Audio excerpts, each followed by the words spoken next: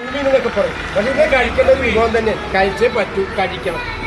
എന്ത് വില കൊടുത്തും വില വാങ്ങണം. അതുപോലെ തന്നെ നമുക്ക് തെറിക്കുന്ന അയിലുണ്ട്, പതക്കം തെറിക്കുന്ന അയില. ഒരാഴ്ച മേലിലായി മീൻ കൂട്ടിയിട്ട് ആഹാരം കഴിച്ചിട്ട് ഒരാഴ്ച.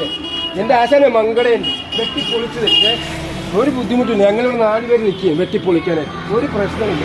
നമ്മുടെ ആശാനെ കൊണ്ട് നമ്മൾ വെട്ടിക്കും വേണ്ടിയുള്ള കണ്ണീര് അണ്ണിയില്ല. പൊളി കണ്ണീരെന്ന് വെച്ചാൽ പൊളി കണ്ണീര് കണ്ടല്ല, പൊളി സാധനം മറ്റ ഭൂമി മറ്റ, അതായത് ഭൂമി മറ്റ എന്ന് പറയും. ഇവരെ കഴിക്കേണ്ട ഒരു വിഭവമാണ്. കഴിച്ചേ പറ്റും. എപ്പോഴാണ് കഴിച്ചത്? ഒരുപാട് നാളായി ചിക്കിയിട്ട് ഒരു തോരൻ വെച്ചിട്ട്. ഇത് കണ്ടല്ല, വലിയ ചൂടനാണ് ഇത്. വലിയ ഒരു കഴിക്കേണ്ട ഇപ്പം വേറെ സാധനമുണ്ട്.